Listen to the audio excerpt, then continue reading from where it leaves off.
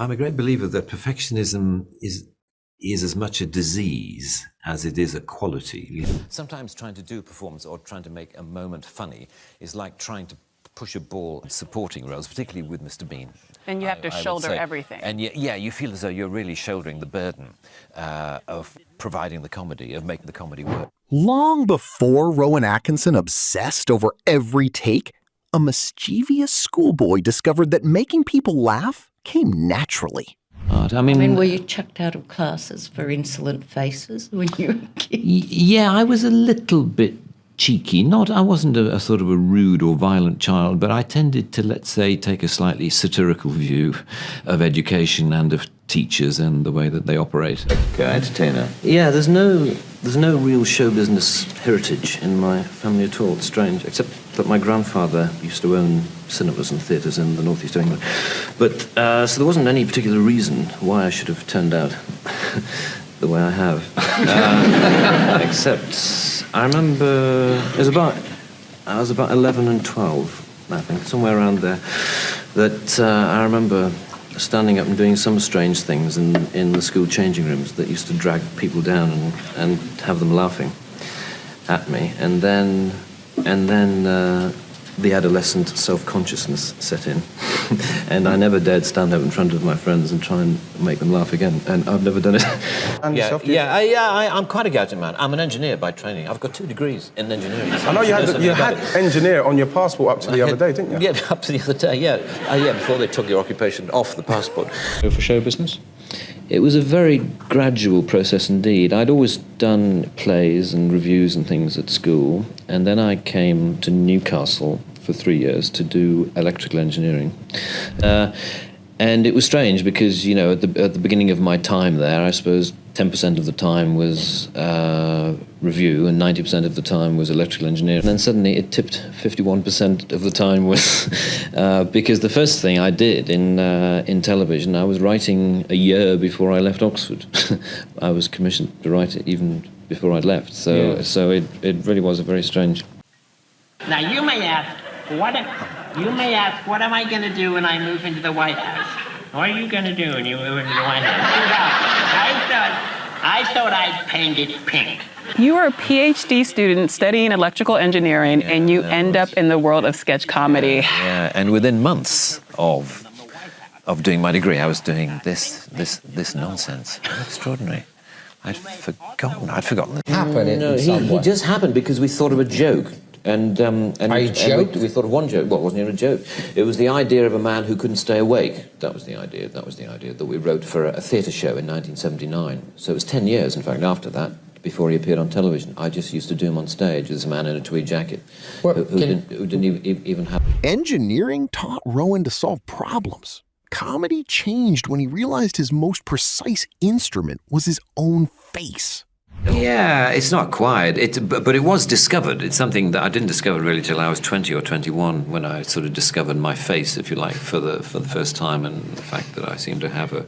But I had discovered by then, I suppose, that I can express myself visually, that once I'm asked to tell a story, a comedic story, without words. Yeah. And Richards and I always wanted to do visual comedy because I'd been very inspired by a French comedian in particular called Jacques Tati. Because he opened a window onto a world of visual comedy which I'd never looked out on before. And it was quite different, really, to the traditional sort of silent comedians like Chaplin or Stan Laurel or Buster Keaton or Harold Lloyd. Into humour. It's just the very ordinariness of life that I so like watching. I've never consciously, again, copied any individual. Characterizations that you tend to do tend to be based on people who you might have seen 10 years ago, but you can't remember for the life of you who they are. And they've just somehow, their mannerisms and things, and just the idea. Situations. I remember once being in a post office about a year or so ago, and the man in front of me, we were in a queue, and the man in front of me went up to the hole in the glass and said, could I have 3 O-levels, please? Second-class stamps. Story in which I had to play a bungling British secret agent. And there's this beautiful woman gets out of a limo in the middle of New York, and he sees her. And this scene was when I had to look at her as if I'd just fallen in love with her. And the director said, just imagine that you've just seen your wife for the first time. Tell him to look at her as if she's his new Aston Martin. Oh, well. And then it'll work. Oh, that'll work. And she was right. For Man vs. Bee, Rowan built the perfect trap. An unqualified house sitter, a priceless home, and one stubborn bee. I mean, we were very interested in the job of house sitting, you know, how you qualify to be a house sitter. Is there a professional body that guards, that guards the standards of house sitting throughout the world? And of course there isn't, I suspect. Or maybe there is, and I'm bad-mouthing the industry to in some way destroy the lives of that couple and destroy their house in some way. So how could that come about? And the catalyst that we thought of was a bee. How a bee could cause the degree of mayhem that we were looking for. This is not the kind of house he has ever been in before, highly unlikely. And therefore that just emphasizes the challenge he's going to have in the week. And if he really does need water very urgently, which he does at one point in the show, he can't even operate the tap. Yes. Ideas get funnier when someone pushes back. The strain begins when Rowan has to make that tidy joke survive a camera. So do you come from? Yeah, it's a period sitcom, and the first series was set in the 15th century, was it? I think it was because when it was, the first series was sort of co-written and co-conceived, I suppose, by myself and Richard Curtis, the screenwriter. Sure. And we'd been working on a sketch show called Not the 9 O'Clock News in England, and we thought we'd quite like to do a sitcom of some, a situation comedy. Creation of comedy is a two-person job. Is you tend to need someone to bounce the idea off and for them, to bounce it back to you, and it goes like that, and then eventually something forms because you feed off each other's enthusiasm. I'm very happy to work, but I sort of need to work on something in which I have total faith and belief and understanding, and therefore that's all about the joke and the situation.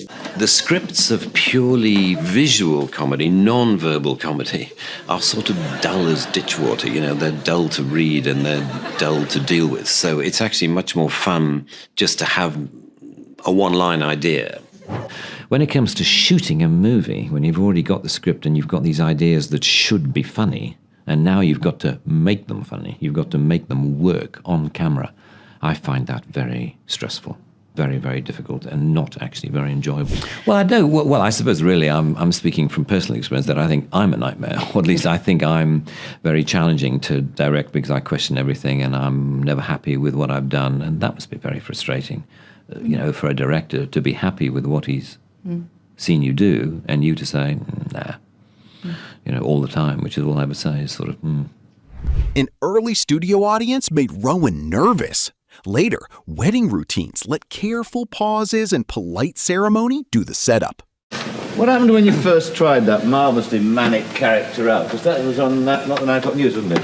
That's Not the 9 O'Clock News, yes. It was, I think, probably in this very studio. Was it? In this very studio that I first sat very nervous in the audience, because it's a very nerve-wracking thing to do, I can tell you, sit amongst those real people there, just to be about to perform. Now, as the more perceptive of you have probably realized by now, this is hell. And I am the devil. Good evening. Hey, now, murderers. Murderers. Over here, please. Thank you very much indeed. Looters and pillagers, over here, please. Thieves, if you could join us. And lawyers, you're in that. Reserving for a Mr. Trump.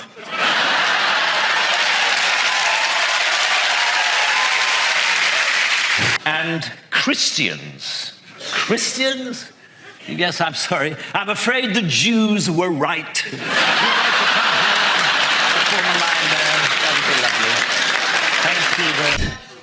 No, I'm afraid we don't have any toilets. I don't know if you read your Bible, but I'm afraid it's damnation without relief. Rowan's need for control followed him beyond punchlines. onto bicycles, high ledges, and eventually into the riskier world of racing cars. Basically, we did everything for real, and I so preferred that.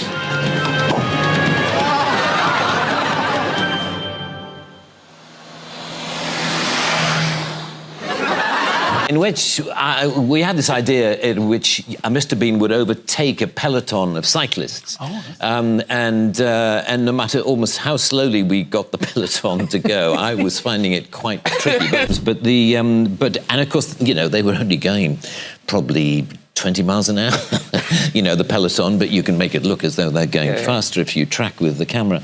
And so I sort of hung on in there. But after a couple of takes, I was dead. I do quite a lot of them. I didn't do the really dangerous ones. Yeah, the really dangerous ones. Yeah, they're me, obviously.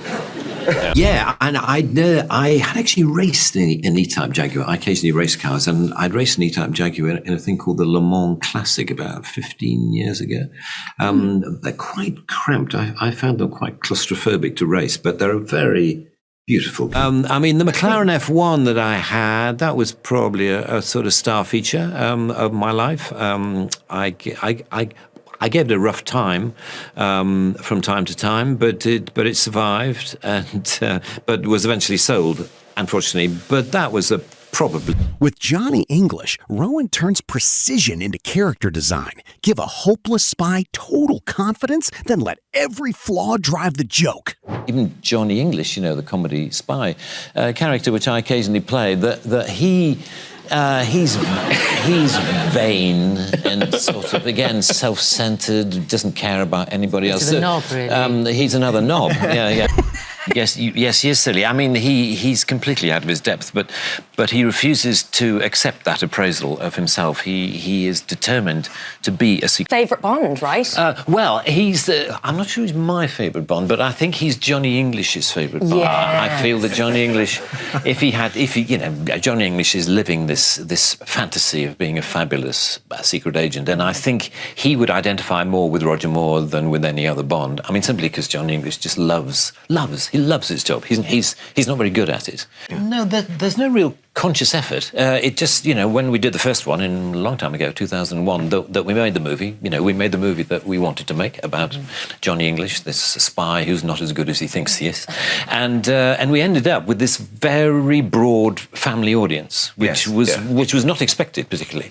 But now, obviously, we now know that is the audience. Yeah. Well, a boff, actually, is someone who's going to tolerate the weirdness and eccentricity and ludicrous over-ambition of Johnny English. That is what Ben plays so fantastically well, that accommodation. No, you see, I find it much more funny and much more flexible and much more enjoyable, actually, not to have to take the Bond thing too seriously and to play a mock Bond. To play, someone who just loves the fantasy of being a James Bond rather than actually having to be James Bond. And certainly, I think it must be horrible to be a secret agent. I think that's...